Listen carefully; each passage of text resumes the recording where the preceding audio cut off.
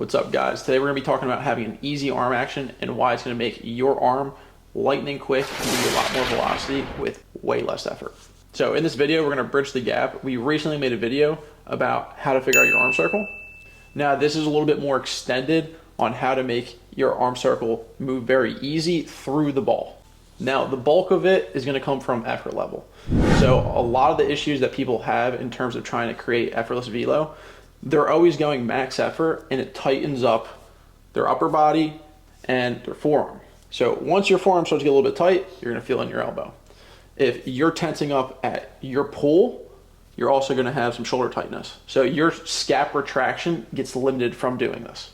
So a drill to make your effort levels go down and be very easy, think like you're throwing BP. You're going to try to feel weightless when you hold the baseball. So if you're throwing BP, it's nice and easy, coming back, whipping through. You're going to do the same thing when you're having a catch, and if you do it, you can basically not throw a baseball and start to throw it pretty hard.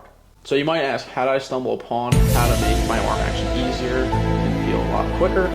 Well, I was actually throwing BP. I was throwing BP. Recently, I've been having some issues being pretty tight with my lower half, so my velo hasn't been there. So when I was throwing, I felt like I wasn't even holding the ball. My arm was literally just whipping down and whipping up. And what I mean by that, it felt like the ball was literally dropping, and then when I went to throw, the ball was getting raised from the circle and just coming through. It felt like I wasn't doing anything, and I was throwing pretty good BP. So later on in the day, I started throwing on an actual radar gun to see what I can do, and it was remarkable what I was able to do without using my legs at all. Now, it wasn't such a surprise. Because I've been having hip issues lately, my lower half's kind of been eliminated, so I haven't been throwing really. It's been like a week without throwing, trying to rest it. Little did I know I'm going to need to get hip surgery, but that's beside the point. We'll talk about that another day. The big thing is, in 10 toes, I've been able to get that whippy feeling without feeling any discomfort and getting up to like 76.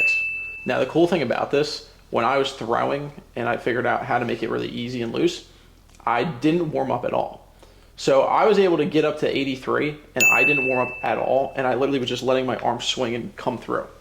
I was working at maybe like 60% effort, and my lower half was not in the picture at all. What would you say the number one advice is for guys who feel like they have a tense arm action? So I literally felt like I wasn't gripping the baseball and the ball wasn't even in my hand.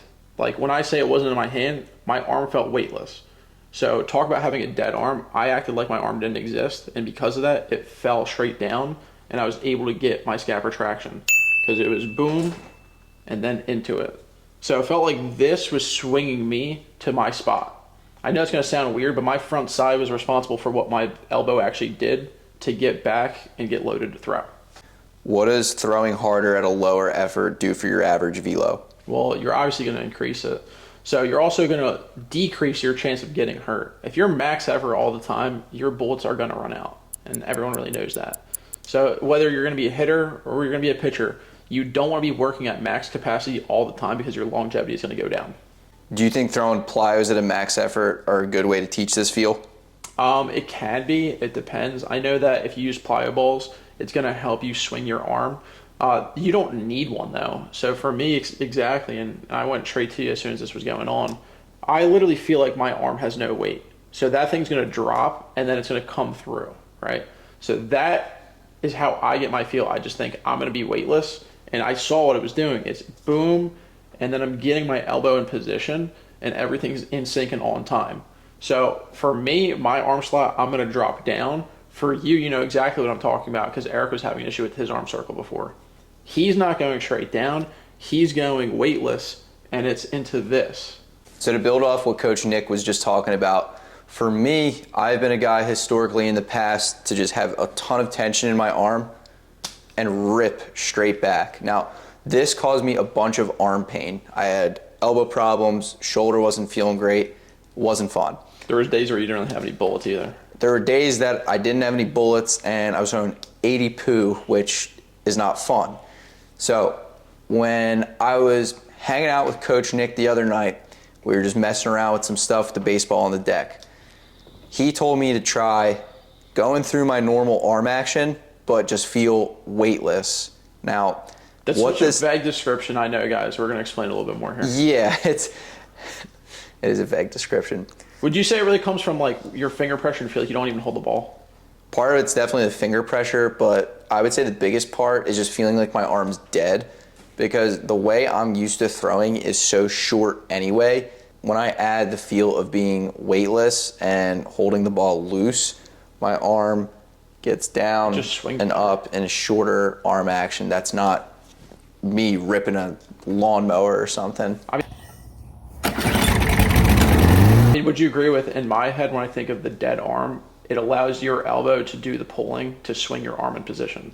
Yeah, it's definitely more of an elbow-driven arm action. And what you're talking about with the scap retraction is so true, because if you look at old videos of me throwing, like, I didn't get any scap retraction. It was kind of just like me coming here and just accelerating because I have a fast arm.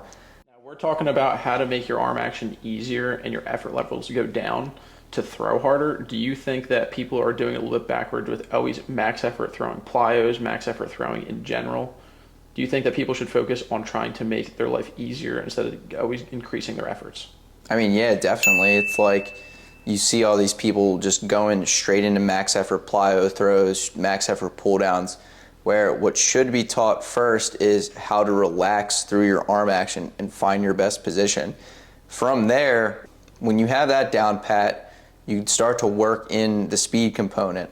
So when you can consistently get into your scap retraction, consistently have a loose arm action, then you can start to work on the max effort stuff, because that does play a part.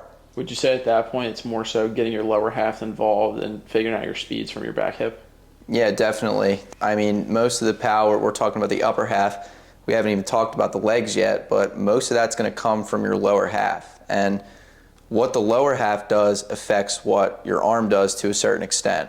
So I personally do think people have it backwards when training this. You don't want to go straight into the max effort stuff. Figure out the fundamentals first, your lower half, your upper half.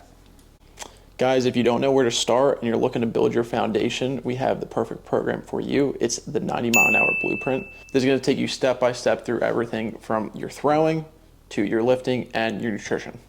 Go check out the link in the description below to learn more. So, thank you for watching the video, guys.